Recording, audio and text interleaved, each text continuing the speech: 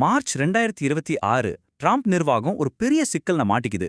ஒரு பக்கம் வெளிநாட்டுல ஈரானோட போர், இன்னொரு பக்கம் நாட்டுக்குள்ளேயே மக்கள் போராட்டம். அதாவது ரெண்டு பக்கமும் இடி. வாங்க இது என்ன கதைன்னு கொஞ்சம் விலாவாரியா பார்க்கலாம். இந்த மொத்த பிரச்சனையோட ஆணி வேற புரிஞ்சுக்க நாம முதல்ல அமெரிக்க வீதிகளுக்கு போவோம். நியூயார்க்ல போராட்டம் பண்ற ஹோலி ஃபெமிஸ்ங்கிற ஒரு பெண் சொன்ன இந்த வார்த்தைகளை கேளுங்க. அவங்க பார்வையில இது ஏதோ இன்னைக்கு நேத்து ஆரம்பிச்ச போராட்டம் இல்ல, ஒரு வரலாற்று தொடர்ச்சின்னு சொல்றாங்க. 3200க்கும் மேல. இந்த நம்பரை சும்மா பார்க்காதீங்க. ஒரே ஒரு சனிக்கிழமை ஒரே நாள்ல அமெரிக்காவோட 50 மாகாணங்கள்ல நடந்த நோ கிங்ஸ் ட்ரம்ப் எதிர்ப்பு போராட்டங்களோட எண்ணிக்கை இது. இதுல இருந்தே இந்த இயக்கம் எந்த அளவுக்கு பெருசா நாடு முழுக்க பரவி இருக்குன்னு நம்மால புரிஞ்சுக்க முடியும். அப்போ நாடு முழுக்க இப்படி ஒரு அலைய உருவாக்குன இந்த நோ கிங்ஸ் இயக்கம்னா என்ன? எதுக்காக மக்கள் இவ்ளோ கோவமா இருக்காங்க? வாங்க பார்க்கலாம். இந்த நோ கிங்ஸ் இயக்கம் திடீர்னு ஒரே நாள்ல முளைச்சதில்ல. இது கொஞ்சம் கொஞ்சமா வளர்ந்த ஒரு பெரிய எதிர்ப்பாலை. பாருங்க, ஜூன் 2025ல 4ல 6 மில்லியன் மக்களோட ஆரம்பிச்சது. அப்புறம் அக்டோபர் மாசம் அது 7 மில்லியனா வளர்ந்துச்சு. இப்போ மார்ச் 2026ல 3200க்கும் அதிகமான இடங்கள்ல போராட்டங்கள்னு பிரம்மாண்டமா வளர்ந்து நிக்குது. சரி, மக்கள் எதுக்கெல்லாம் போராடுறாங்க? காரணங்கள் நிறைய இருக்கு. ரொம்ப கடுமையா மக்களை நாடு கடத்துறது, பொருளாதார கொள்கைகள் மேல இருக்கிற அதிருப்தி, அப்புறம் ட்ரம்ப் நிர்வாகத்தோட போக்கு ஒரு சர்வாதிகாரம் மாதிரி இருக்குன்னு மக்கள் நினைக்கிறதும் ஒரு முக்கிய காரணம்.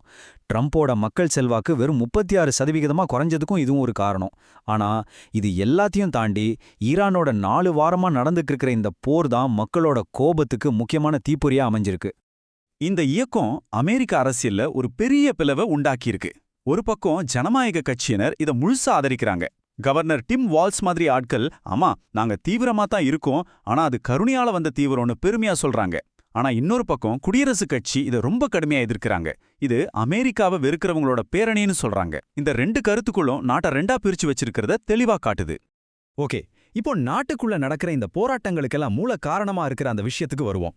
அமெரிக்கால இருந்து பல்லாயிரம் மைல் தூரத்துல ஈரான்ல என்னதான் நடக்குது, அந்த போர்க்களத்துக்குள்ள போவோம். இந்த ஆபரேஷனுக்கு பேரு எபிக் ஃபியூரி. பேருக்கேத்த மாதிரி பயங்கரமான ஒரு தாக்குதல். வெறும் 4 வாரத்துக்கு முன்னாடி தான் இது ஆரம்பிச்சது. அமெரிக்காவும் இஸ்ரேலும் சேர்ந்து ஈரான் மேல ஒரு அதிதீவிரமான வான்வழி தாக்குதலை நடத்துறாங்க. அவங்களோட இலக்குகள் ரொம்ப தெளிவா, அதே சமயம் ரொம்ப ஆக்ரோஷமாவும் இருக்கு. வெள்ள மாளிகை இந்த ஆபரேஷனுக்கு 4 முக்கிய நோக்கங்கள் இருக்குன்னு சொல்லியிருக்காங்க. 1, ஈரானோட அணு ஆயுத திட்டத்தை முழுசா அழிச்சிடுறது. 2, அவங்களோட ஏவுகணை ட்ரோன் தயாரிக்கிற இடங்களை காலி பண்றது. 3, ஹார்மோஸ் ஜலசந்தில அவங்களோட ஆதிக்கத்தை குறைக்க கடற்படையை செயலிழக்க வைக்கிறது. 4வது, ஹிஸ்புல்லா, ஹூதிகள் மாதிரி ஈரான் ஆதரவு குழுக்கோள தொடர்பா துண்டிக்கிறது. இந்த போரோட முதல் அடியே ரொம்ப பயங்கரமா இருந்துச்சு. ஒரு டீகேபிட்டேஷன் ஸ்ட்ரைக், அதாவது தலைமையே குறிவச்சு தாக்குறது. இதுல ஈரானோட உச்ச தலைவர் அலி காமெனி கொல்லப்பட்டார். உடனே டெஹ்ரான்ல ஒரு பெரிய அதிகார வெற்றிடம் உருவாகுது. அடுத்ததா அவரோட மகன் முஜ்தபா காமெனிய புது தலைவரா தேர்ந்தெடுத்திருக்காங்க. இதனால அங்க ஒரு புதிய, கணிக்க முடியாத ஒரு அரசியல் சூழல் உருவாகியிருக்கு. வான்வழி தாக்குதல்களோட இந்த போர் ஆரம்பிச்சாலும் இப்போ எல்லாரோட கவனமும் அடுத்த கட்டத்தை நோக்கி போகுது. ரொம்பவே ஆபத்தான ஒரு கட்டம். அமெரிக்கா தரைப்படையை இறக்கப் போகுதா? இந்த கேள்விக்கு பதில சொல்ற மாதிரி அமெரிக்கா அவங்களோட படைகளை அங்க குவிச்சுக்கிட்டே இருக்காங்க. கடைசியா 2003ல ஈராக் மேல படையெடுத்ததுக்கு பிறகு மத்திய கிழக்குல இவ்ளோ பெரிய ராணுவத்தை அமெரிக்கா கொண்டு வந்து நிறுத்துறது இதுதான் முதல் தடவை.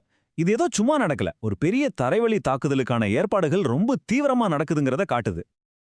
இங்க குவிக்கப்பட்டிருக்கிற படைகளை பாருங்களேன். கிட்டத்தட்ட 7000 தரைப்படை வீரர்கள், 3 பிரம்மாண்டமான விமான தாங்கி கப்பல்கள், அப்புறம் நீர் நிலம் ரெண்டுலயும் சண்டை போடக்கூடிய படைகள்னு ஒரு பெரிய பட்டாளமே தயார் நிலையில இருக்கு.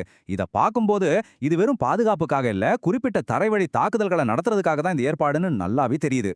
வெளியான சில தகவல் படி பென்டகன் ஈரானை முழுசா ஆக்கிரமிக்க திட்டம் போடலையாம். அதுக்கு பதிலா சின்ன சின்ன ஆனா ரொம்ப ஆபத்தான திடீர் தாக்குதல்களை நடத்த போறாங்களாம். உதாரணத்துக்கு ஈரானோட மொத்த எண்ணெய் ஏற்றுமதிக்கு மையமா இருக்கிற கார்க் தீவை கைப்பற்றுறது, இல்லனா அவங்க கிட்ட இருக்கிற செறிவூக்கப்பட்ட யுரேனியத்தை ஒரு ஸ்நாட்ச் ஆபரேஷன், அதாவது ஒரு அதிரடி தாக்குதல் நடத்தி தூக்கிட்டு வர்றது, இந்த மாதிரி திட்டங்கள் இருக்குன்னு சொல்றாங்க. சரி, இந்த ஒரு மாச சண்டையால அந்த பகுதிக்கும் உலகத்துக்கும் என்னென்ன பாதிப்புகள் ஏற்பட்டிருக்கு வாங்க பார்க்கலாம்.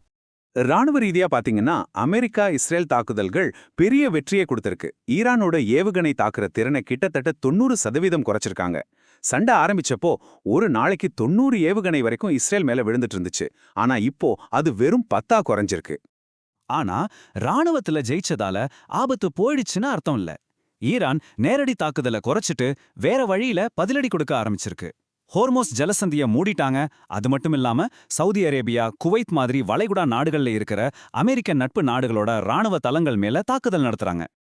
இதுக்கு ஒரு சரியான உதாரணம் மார்ச் 27ஆம் தேதி நடந்த தாக்குதல்.